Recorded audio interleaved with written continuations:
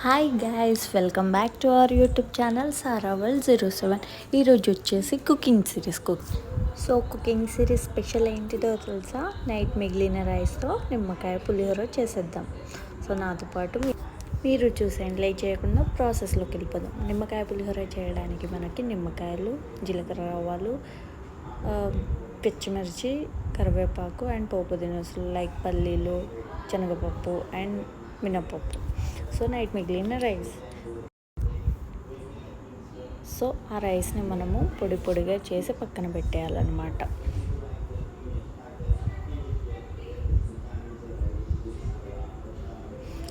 Late చేయకుండా ప్రాసెస్లోకి వెళ్ళిపోదాం. ఇప్పుడు స్టవ్ ఆన్ చేసి కడాయి పెట్టి అందులోకి 2 or 3 టేబుల్ స్పూన్ ఆయిల్ వేసి, ఆయిల్ హీట్ అయ్యాక జీలకర్ర, ఆవాలు వేయాలి, ఎండుమిర్చి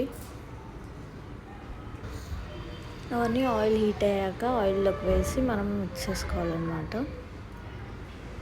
సో అవి చిటపటలాడేటప్పుడు అందులోకి మనము పల్లీలు, శనగపప్పు అండ్ మినపప్పు యాడ్ చేసుకోవాలి.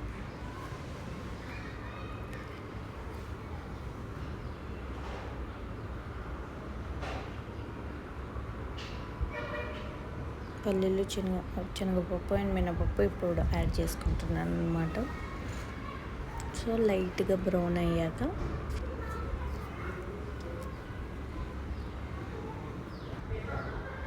అప్పుడప్పుడు మనం మిడిల్లో మిక్స్ చేస్తూ ఉండాలి, ఎందుకంటే వన్ సైడే కాలిపోతూ ఉంటుంది. సో అలా కాకుండా మనం మిక్స్ చేస్తూ ఉండాలి. లైట్ బ్రౌన్ అయ్యేంత వరకు మిక్స్ చేసుకోవాలి.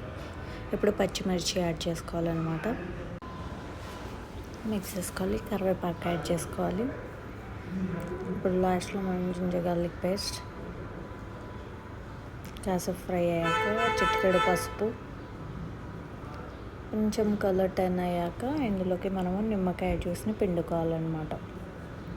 ఇప్పుడు మనం ఎంత క్వాంటిటీలో చేస్తున్నామో దాన్ని బట్టి నిమ్మకాయ జ్యూస్ అనేది తీసుకోవాలి.